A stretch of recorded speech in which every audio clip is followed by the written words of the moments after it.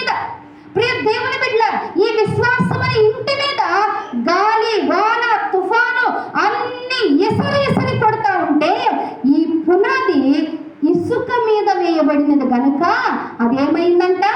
ఏమండి? కూలిపోయిందంట. ప్రియ దేవుని బిడ్డలారా, ఈ రోజున ఎన్నో సంవత్సరాలు అవుతుందండి మనం రక్షించబడి, ఎన్నో సంవత్సరాలు అవుతుంది. ఏమండి? ఇప్పటికి కూడా దేవుని మాటకు లోబడలేనటువంటి వారిగానే ఉంటున్నాం. ఏమండి? ఇప్పటికి కూడా సరైనటువంటి స్టాండర్డ్ లేదు మన విశ్వాస జీవితానికి, పునాది లేదు. ఏమండి? ఈ రోజున ఈ పరిస్థితులను చూస్తూ ఉంటే దేవుని రాకడ ఇప్పుడే వస్తుందేమో అన్నట్టుగా ఉంది.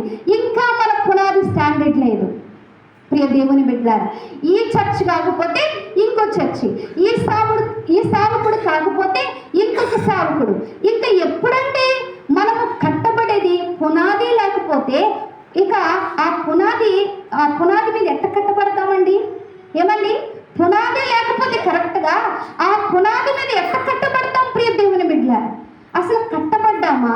ప్రియ దేవుని బిడ్డలారా, ఆలోచించవలసిన వారమైనా ఈ రోజున దేవుని వాక్యం వింటున్న మన జీవితాల్లో దేవుడు మాట్లాడుతున్న మాట ఏంటంటే, ఈ నూతన సంవత్సరములో నీవు వేసిన పునాది మీద నీ ఇల్లు కట్టబడాలి. ఏం చేయబడాలి? నీ ఇల్లు కట్టబడాలి. పునాది సరిలేకపోతే ఎప్పటికప్పుడు పెళ్ళగించుకుంటా ఉంటే ఇంకా ఇల్లు ఎప్పుడు కట్టబడిద్దండి?